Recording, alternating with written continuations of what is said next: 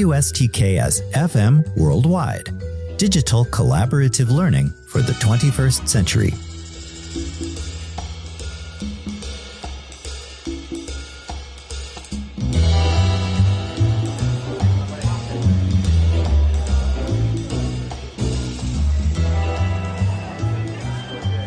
Hello again, everyone. Professor Schwartz here, and welcome to Week 5 of the Collaborative Café, a podcast to help you navigate IAH 209 Film Noir.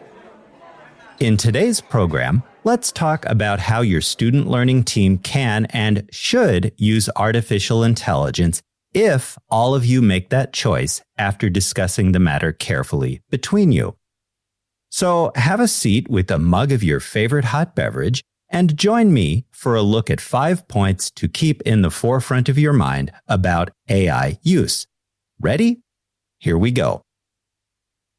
Point number 1. If your learning team plans to use artificial intelligence, avoid simple copy and paste at the last minute in the middle of the night before a due date the next morning.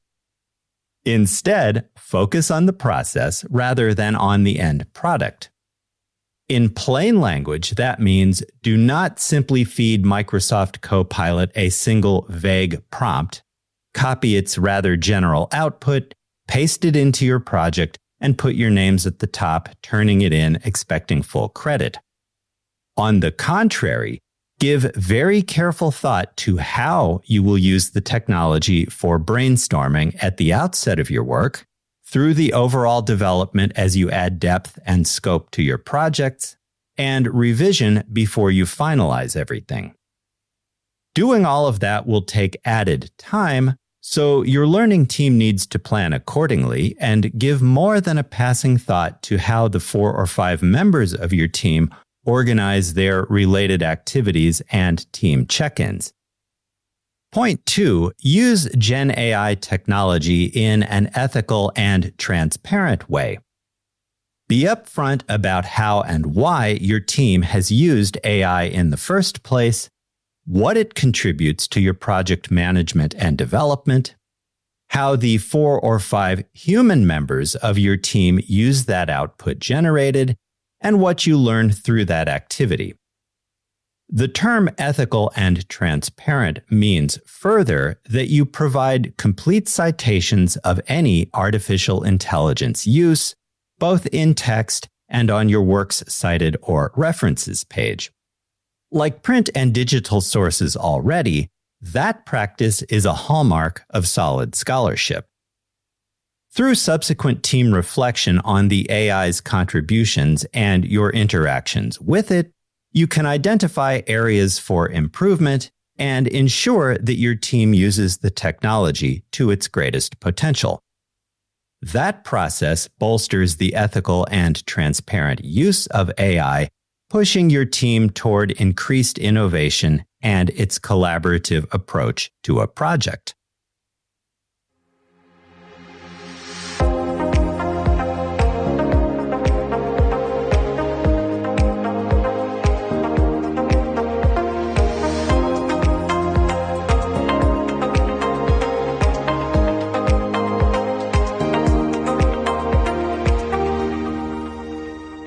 The third point to keep in mind, if your learning team decides to include artificial intelligence as part of its project development, is to fact-check all AI output. Be aware that besides potential factual inaccuracies, Gen AI can and will fabricate information that does not exist. These so-called hallucinations challenge even librarians who are trained to find and manage information using specialized databases. As a general rule of thumb, if you cannot verify the existence of a source or the so-called facts presented by an AI using a specialized database or online catalog, it's probably best not to integrate that information into your developing work. That kind of critical and careful evaluation of the information provided by any artificial intelligence in reply to your prompts is necessary in much the same way that you evaluate print and digital sources during the research phase of any academic work. By the same token, point 4, check all AI output for bias. Be aware that Gen AI tends to generate culturally and ethnically biased information due to the knowledge models on which it is trained. That is largely white, male, and global north in orientation.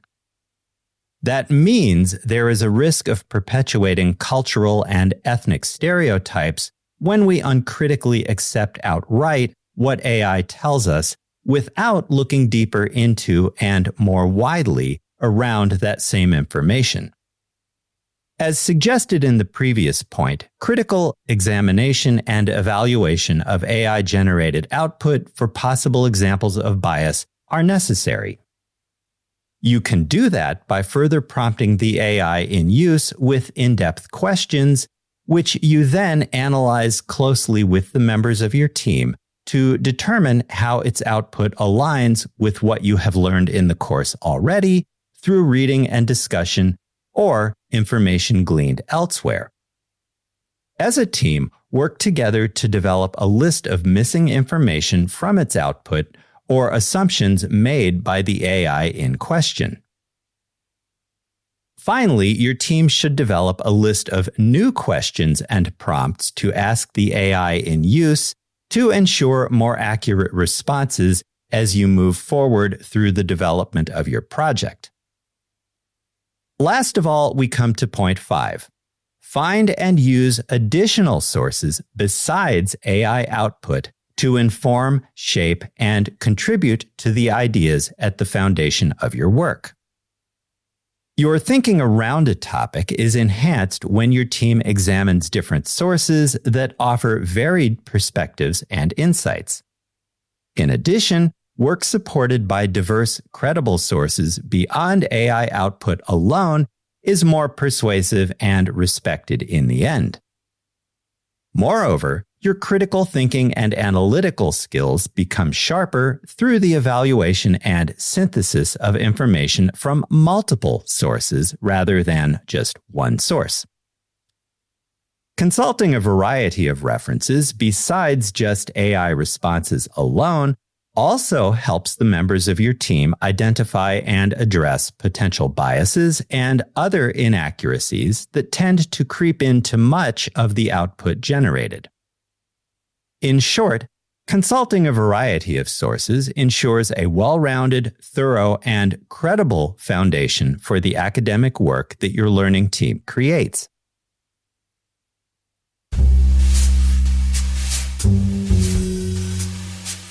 WSTKS-FM Worldwide.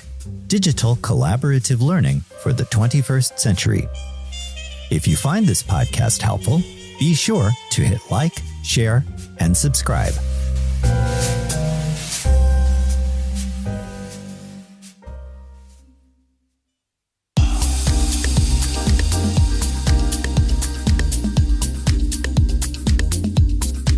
Before we wrap up, let's quickly recap the 5 points your learning team must be mindful of when including generative artificial intelligence as part of your collaborative project research and development. 1. Focus on the process rather than the end product. 2. Use Gen AI in an ethical and transparent way. 3. Check all Gen AI output for accuracy, always. Does it exist? How reliable is it? 4. Check for bias. And 5. Find and use additional sources to inform and contribute to your collaborative projects. And with that, we come to the end of today's program. Enable and empower yourselves by joining me again in the Collaborative Café for additional tips, tricks, and advice based on my almost 30 years of collaboration with thousands of undergraduates at 3 Big Ten universities, 2 liberal arts schools, and 2 community colleges across the upper Midwest of the United States. In the meantime, thank you for joining me today. I'll see you in class, online, or during Zoom office hours if you drop by with a question. Until then, stay healthy, have a safe and a productive week. With special regards from Onyx, the cat what am. So long, and I'll talk to you again soon. Bye for now.